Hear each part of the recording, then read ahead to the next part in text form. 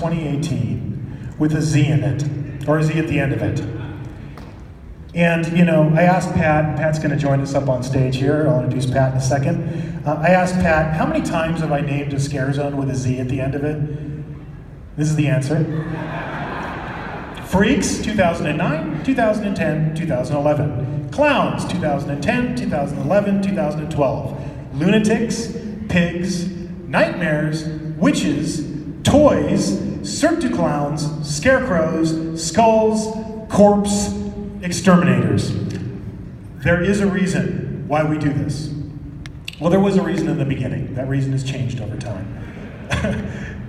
Why originally, every time you do something and you use a name, you have to trademark search it, right? Every name we use, any scare zone we come up with, we have to make sure that that name is available and we can use it. We have to do what's called a title search.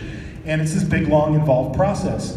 So it's much easier to get it approved and go through the system if you spell it differently.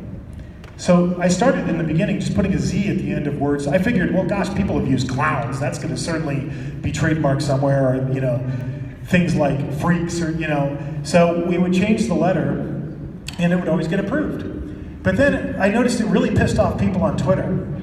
And every year we'd announce, I think it started in 2010, where like every name had a Z at the end of it, and people would get really angry. So I just started doing it for the hell of it after that, you know, just pretty much just to make people angry. So I decided to make people angry again this year. So Pat, why don't you come up on stage? I'm going to introduce a long-time colleague of Chris and I's. This is Pat Quinn. Would you give Pat your mic, and then I'll hand it off to you guys. Patrick, have Chris hand you mic so you can chat with us. And you guys sit, I'm going to stand. Because I just traveled 48 hours to get here from Ireland. I was on a bus for 4 hours. I was on a plane for 10 hours. I need a walk.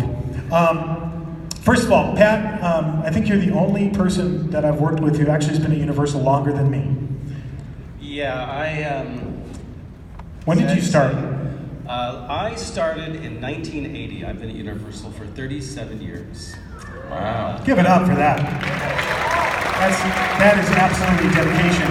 And I believe you were Captain Apollo? I was Captain Apollo, but more importantly, I was Woody Woodpecker. So if you have old pictures from back then, you might have taken pictures of Pat. But over the years, what Chris and I really noticed about Pat working with him on Horror Nights is he just thought differently. So what we always would say, Pat thinks differently than us. So as we started to go along, you know, originally Chris and I just did everything ourselves, but we brought Pat into the fold really quickly. And I don't know, what year did you kind of start really focusing on scare zones as far as the characters and everything?